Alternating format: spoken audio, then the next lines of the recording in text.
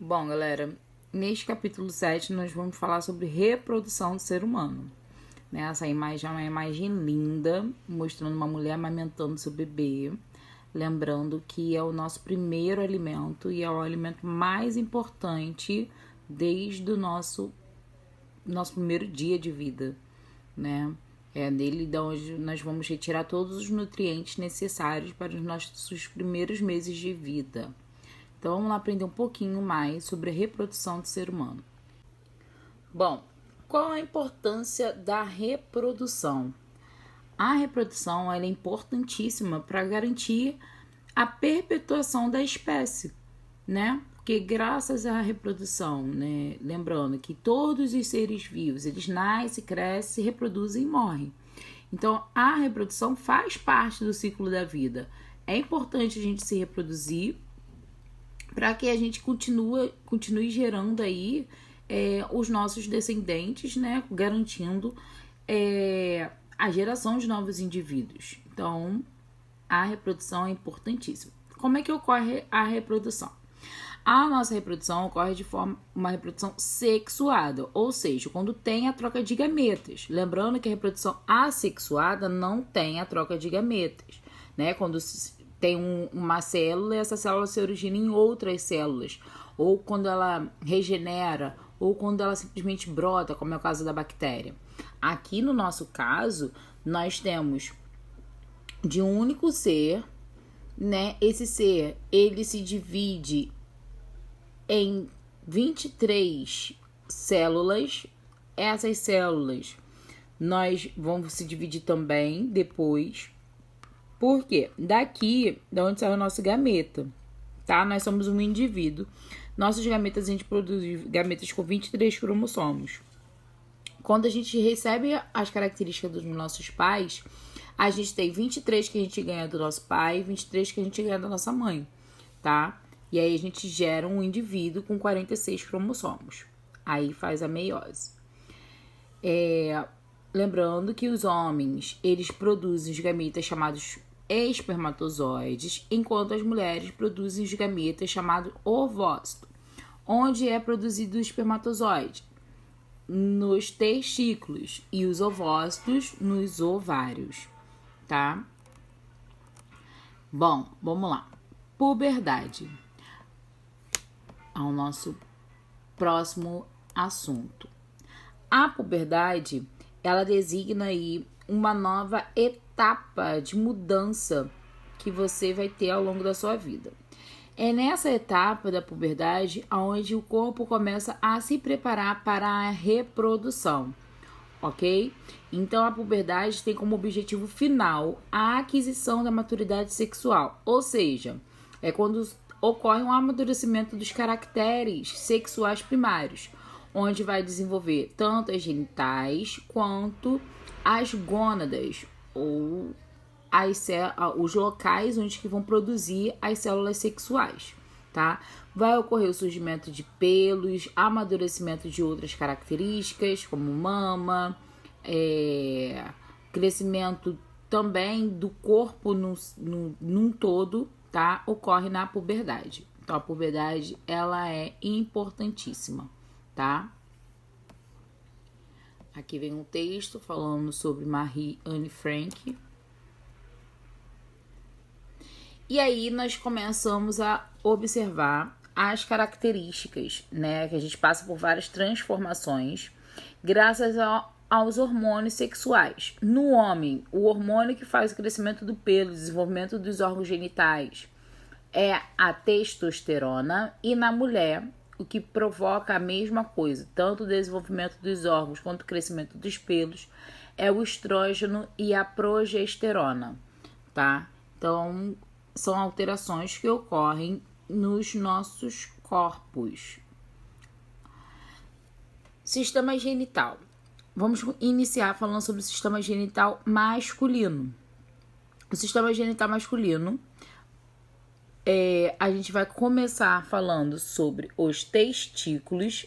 É nesse órgão onde vai ocorrer a produção e a maturação dos espermatozoides, tá? Então, eles são produzidos ali nos testículos. por onde são produzidos os gametas masculinos. E aqui no testículo produz, então, o espermatozoide. O espermatozoide ele sai e fica armazenado. Depois de ser produzido, ele vai ser armazenado aqui no epidídimo. Aí ele fica aqui no epidídimo para ser amadurecido, tá? Então, lá no epidídimo é onde vai ocorrer, onde ele sofre a maturação, ok? Então, lembrando, os testículos, que é essa parte aqui, eles são em dupla, é o par. E é lá no testículo que é responsável não só pela produção do espermatozoide, mas também responsável pelo hormônio sexual masculino, que é a testosterona. Ok? E o homem, ele consegue produzir os espermatozoides até a velhice. O espermatozoide é essa célula flagelada, né? Tem ali a cabecinha dele, que é onde vai estar o núcleo e os 23 cromossomos que a gente possui. No caso, o homem, né?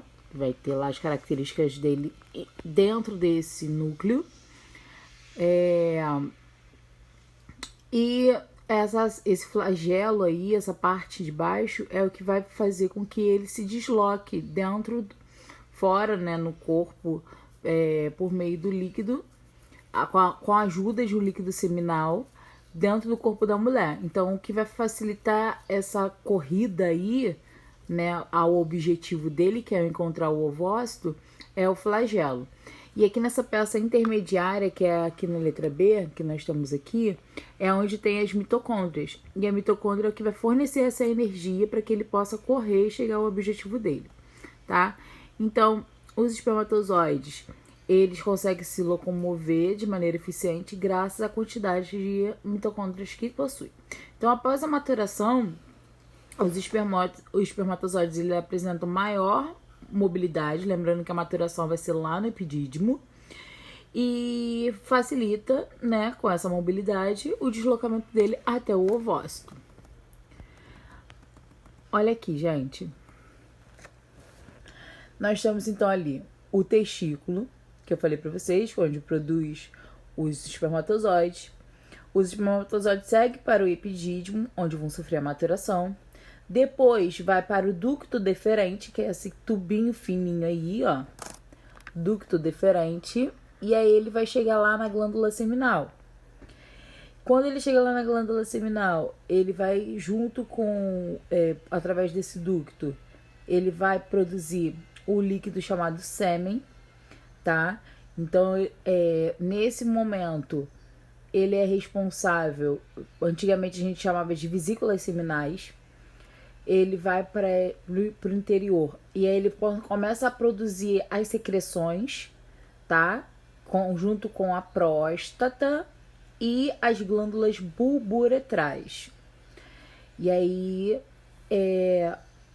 ele em seguida, depois disso, lembrando que esses três são glândulas anexas, produziu o sêmen, ele já pode passar pelo ducto ejaculatório, por onde ele vai ser eliminado pela uretra, tá? Lembrando que a uretra é esse caminho aqui, por onde ele tem dentro do pênis, que ele tem a função de eliminar tanto a urina quanto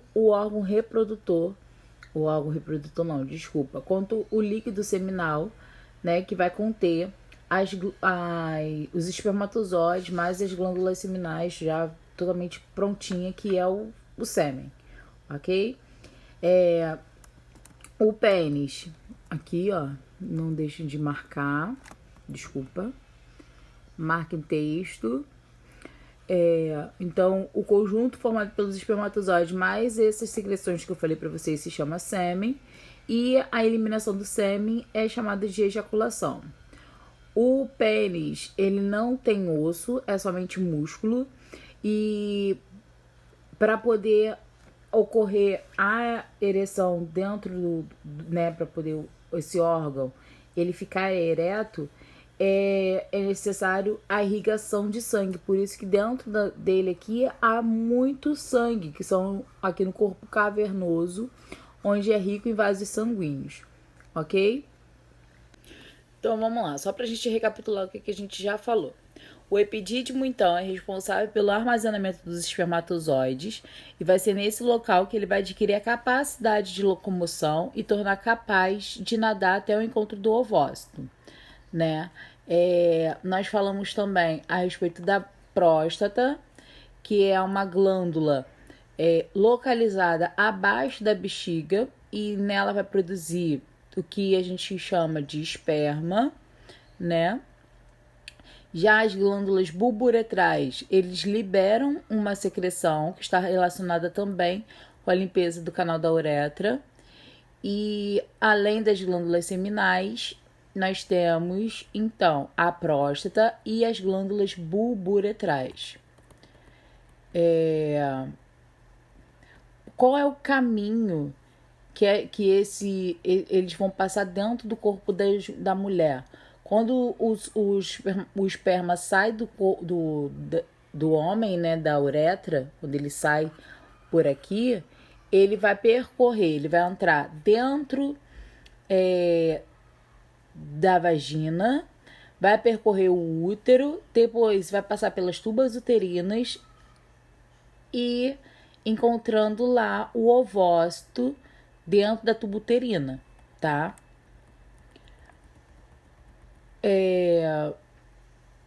Uma outra observação. Uma observação que eu não comentei com vocês.